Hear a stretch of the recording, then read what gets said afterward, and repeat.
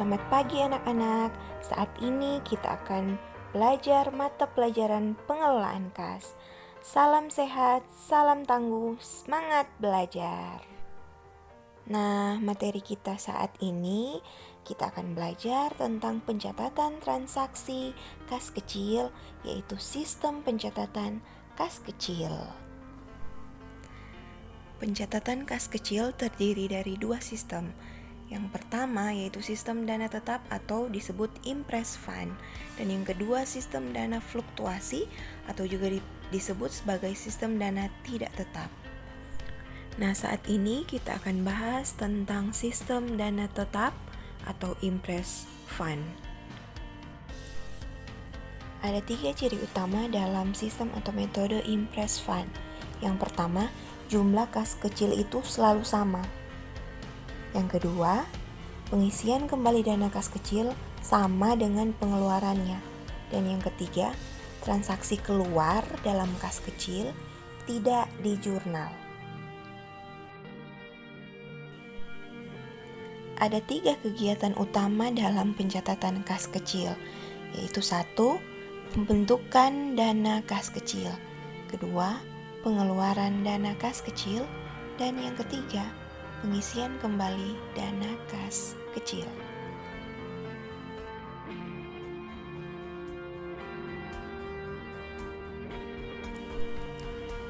Nah, pada saat ini kita akan membahas jurnal dalam pembentukan dana kas kecil sistem dana tetap.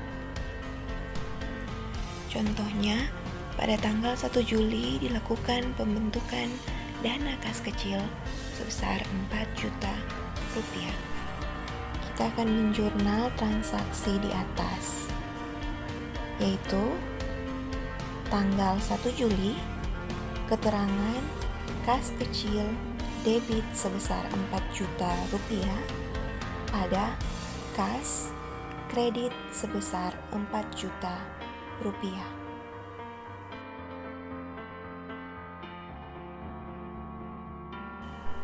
Nah, selanjutnya jurnal untuk pengeluaran kas kecil. Berikut ini adalah contoh pengeluaran kas kecil. Nah, anak-anak perlu diperhatikan dalam sistem dana tetap untuk pengeluaran kas kecil tidak dicatat dalam jurnal atau tidak dibuat jurnal transaksinya. Kita hanya perlu menyediakan bukti transaksi keluarnya tanpa harus mencatat ke dalam jurnal.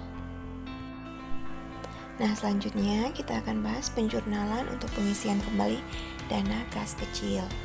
Nah, anak-anak, kita harus mengingat kembali transaksi apa saja yang telah terjadi karena pada akhir periode transaksi tersebut akan dicatat.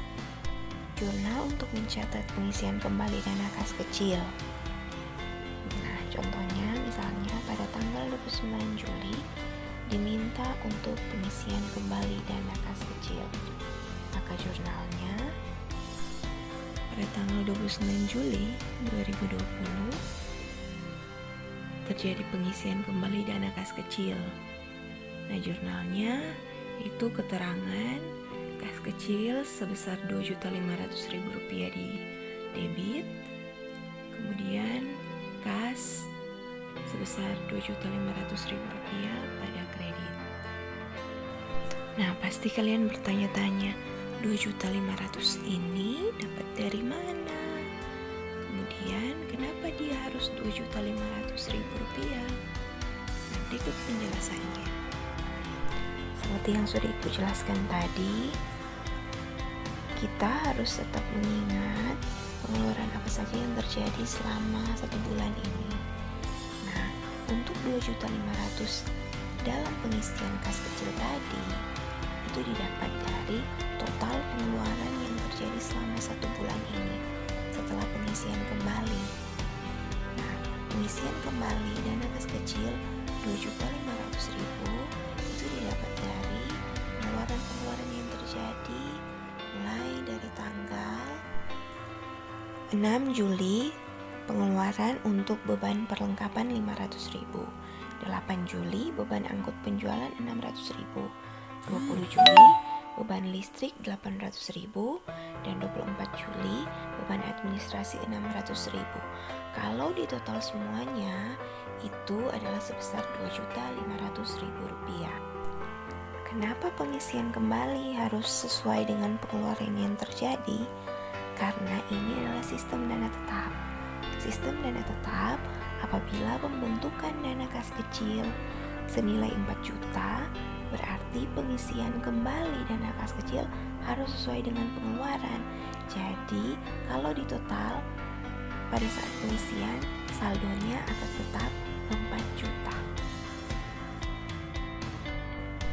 Nah, selesai sudah kita membahas tentang sistem dana tetap untuk pencatatan transaksi kas kecil.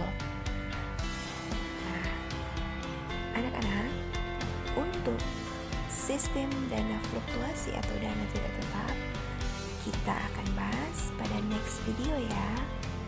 Oke, selamat memahami, selamat belajar, dan tetap semangat.